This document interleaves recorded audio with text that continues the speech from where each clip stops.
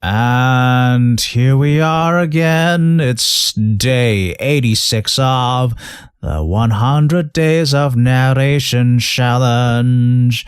And for today's review, bad review week, bad reviews of bad things, bad reviews of good things, good reviews of bad things. You know, it's bad review week. You know, one of those things where I read out reviews for bad things in movies, in anime, in video games, in books, music. Probably not music because I can't seem to find. I'm not into music, so I wouldn't know what good music or bad music or a good review or a bad review of music is. So I'm probably not going to do that, but.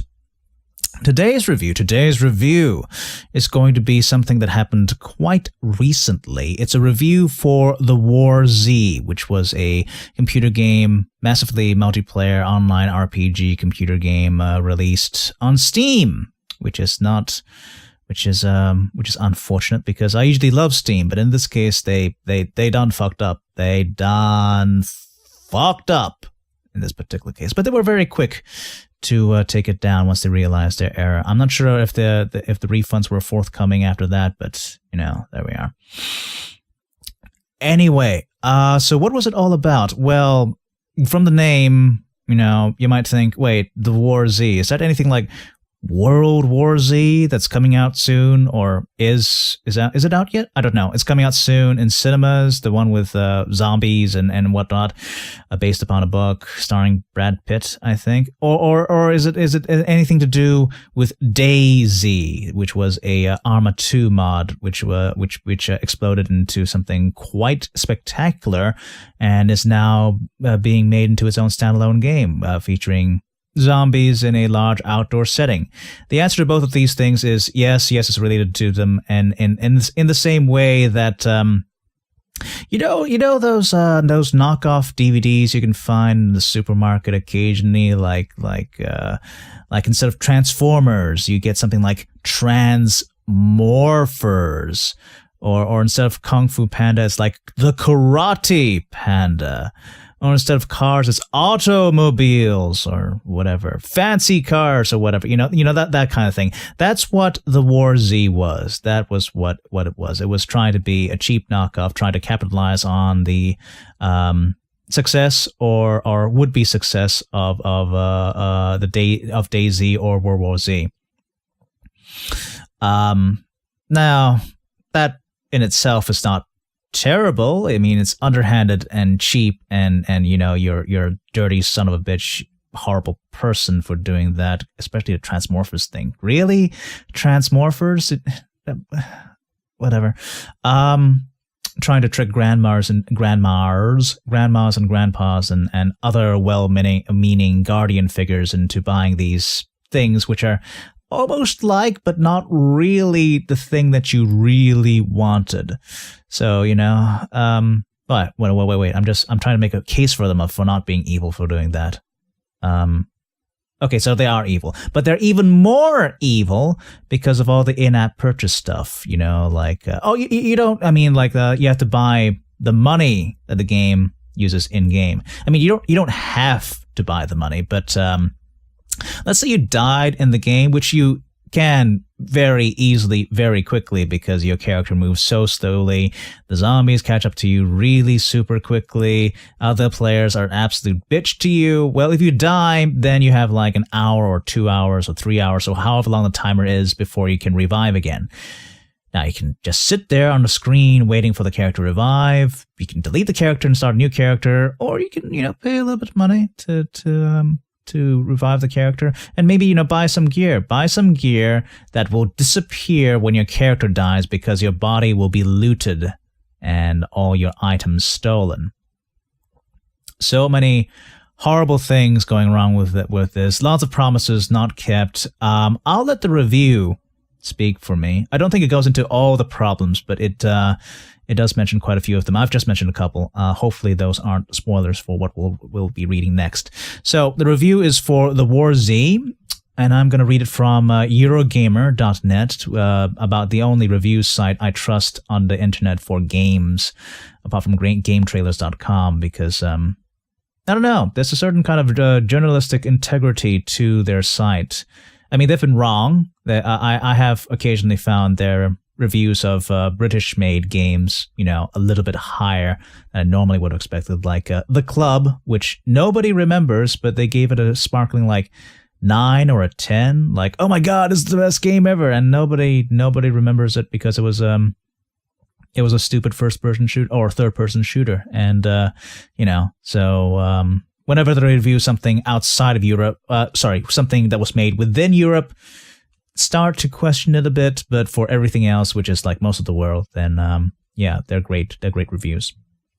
So here we go. And the review is by Rich Stanton for the War Z. So let's have a look at it. Talk about context. The War Z is a forgettable experience, easy enough to dismiss with a few nasty words and the faintest of praise, but it is impossible to ignore the game's damned developers, who since its release have revealed themselves to be either incompetent, buffoons, or crooked shysters. The amazing details make it impossible to review this in a bubble, not least because the War Z clearly wasn't made in one. And there's a link for the amazing details, which I assume would link to further news about. Oh, right, it links to an article by Eurogamer itself about what happened, what went down with the War Z. Okay, let's continue reading.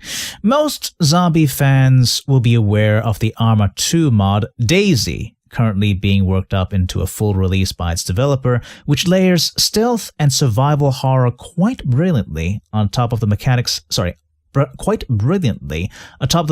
of a serious battle simulator.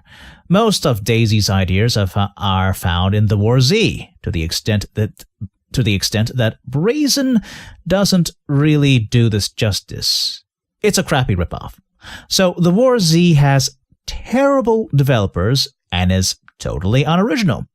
But it does have one surprise. It's sometimes almost fun. Wow. Some positive words there.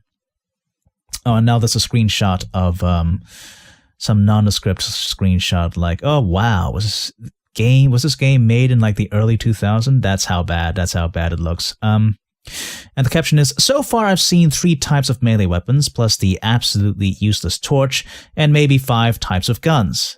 The weapons can be upgraded with attachments, but these are like gold dust, unless you pony up the dough, of course.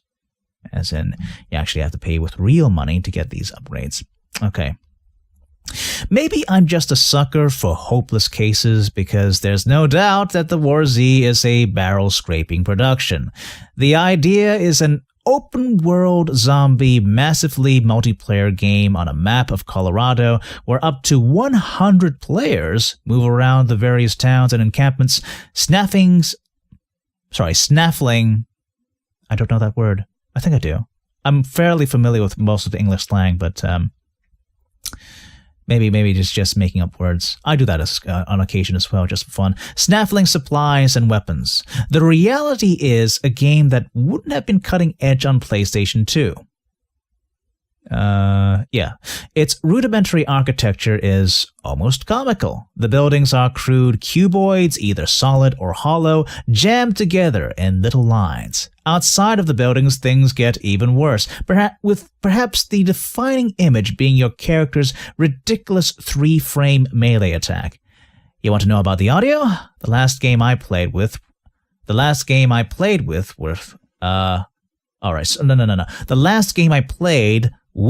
worse sound effects was Two Worlds. And you can quote me on that. And I haven't played Two Worlds, so I don't know.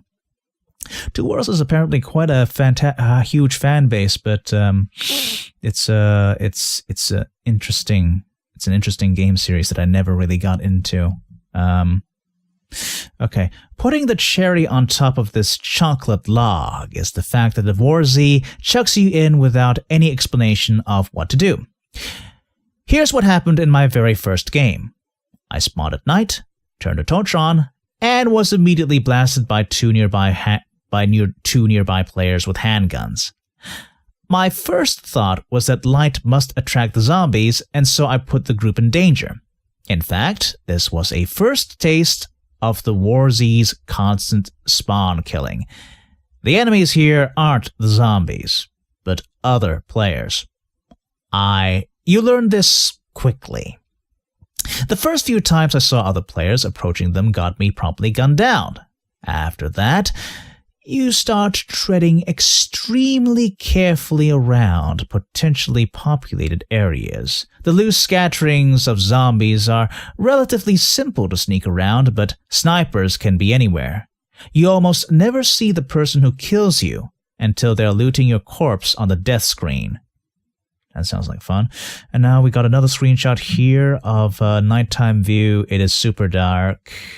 I'm assuming that the gamma had to be turned up to see anything at all. Nice moon, though. Nice moon. The clouds, it's like, ooh, spooky.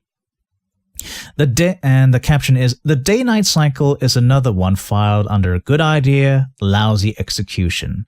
The cycles are very long, and at night it's pitch black. This does add to the survival feel a little because it's easier to sneak around, but it's just not much fun when you can't see. Ugh.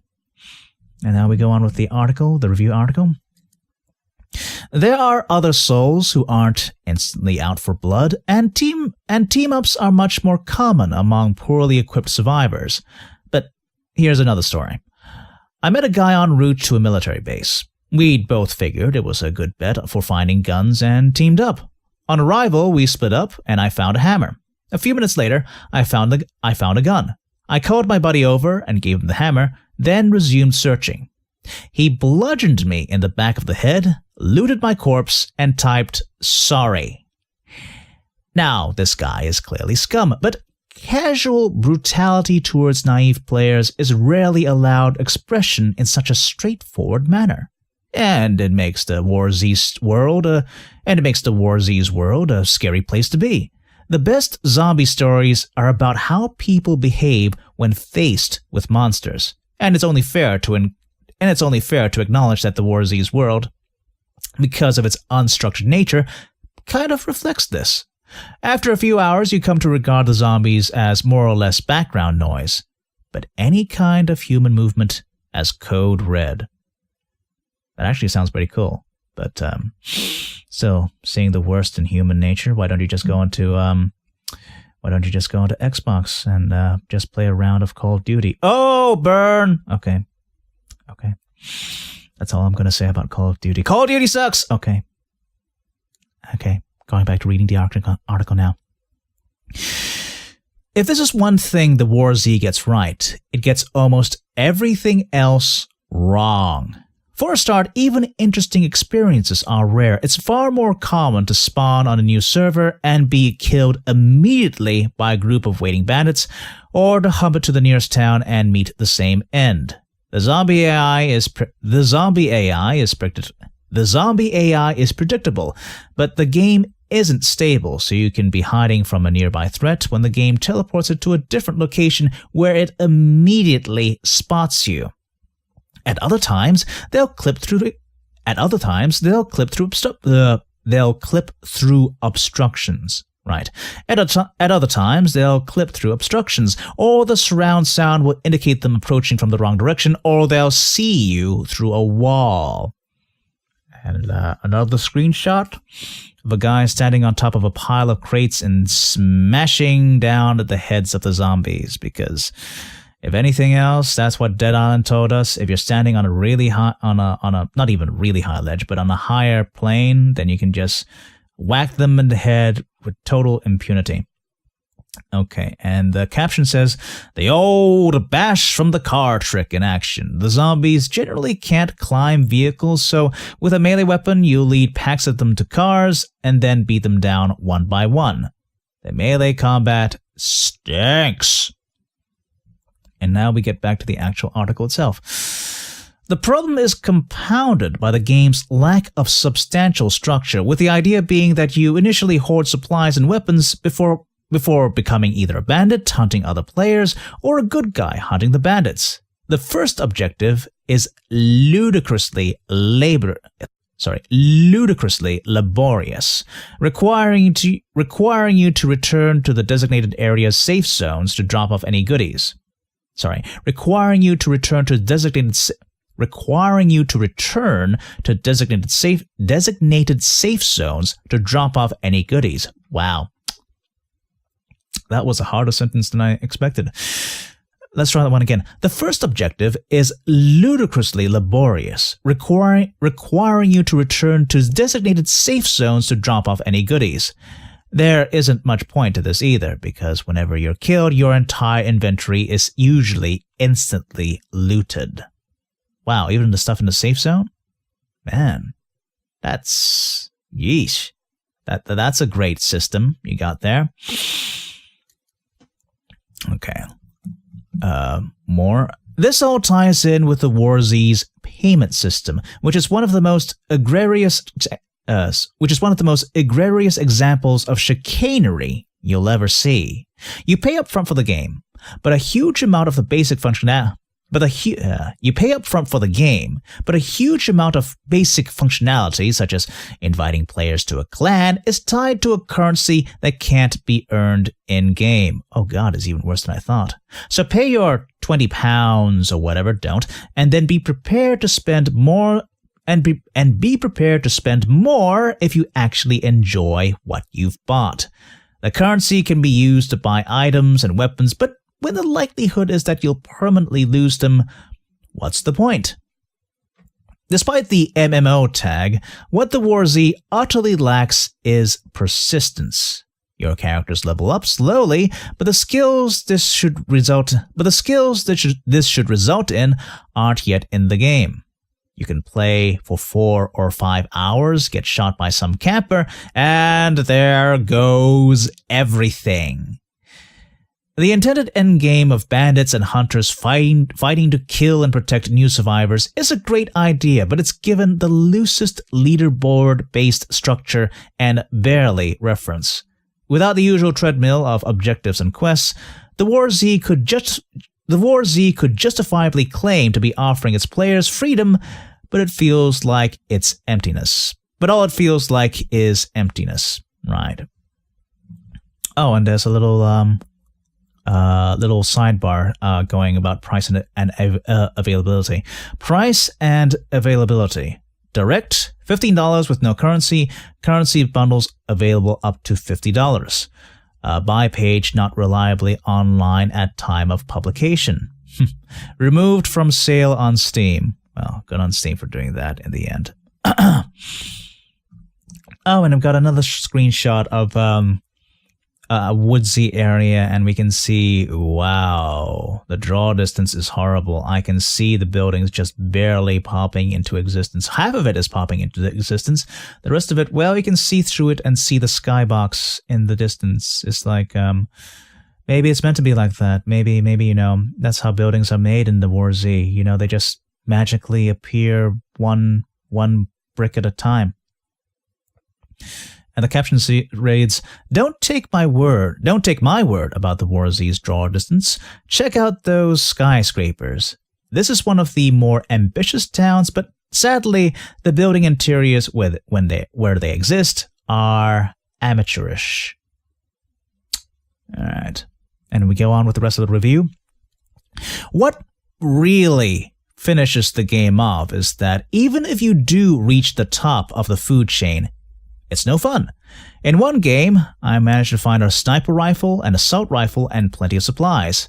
I took up residence in a nearby town with a beautiful view of the long approach, and then, over the next hour, I killed anyone who walked up. I don't think one was armed. And because none of them knew I was there, every shot was a headshot. Shot? I don't think one was armed. Maybe I don't think even one was armed? No, whatever. I don't think one was armed, and because none of them knew I was there, every shot was a headshot. Maybe it's just me, but I don't find that fun. How can you get any satisfaction from just camping around, blowing away players who don't even know that you're there? Well, that's the long-term goal of the War Z, and I think it's lame. It's unfortunate that the controversy surrounding the War Z has given it such a high profile because inevitably more poor saps will buy it to see for themselves. If you're even slightly tempted, just remember that at Maelstrom's core is a very basic and ugly game made by a company that is both dishonest and incompetent. Combining disgraceful ethics with endemic failures of design, the War Z is a real disaster. And it got a 3 out of 10. 3 out of 10. So that means that must have been, well, there were a few good bits in there apparently, but still 3 out of 10? Wow. I can't believe they even managed that. Okay, so that was a review for The War Z by Rich Stanton, and that was day 86 of the 100 Days of Narration Challenge. Hoped you enjoyed me reading that. And yeah, we'll come back tomorrow again for more of this bad reviews week. Bad reviews of good things, good reviews of bad things, bad reviews of bad things. There's a bad in there somewhere. So yeah. Yeah, come back tomorrow. And I'll see you then. Hey, you seem like a cool, wonderful, and or awesome individual with impeccable taste in voice actors. So why not follow me on Facebook or Twitter? You can keep up with the latest projects I'm in, or that my friends are in, or that you could be in, because I occasionally post links to open editions to various projects that require voice acting out there, or that nobody's in, but they're interesting projects nonetheless that you may also find interesting. Also, lots of random thoughts about whatever's on my mind at that particular moment. Usually it's about food or video games, or foodie video games. Anyway, you can follow me on Facebook at OmadonVA or Twitter at Omadon. Hope to see you there.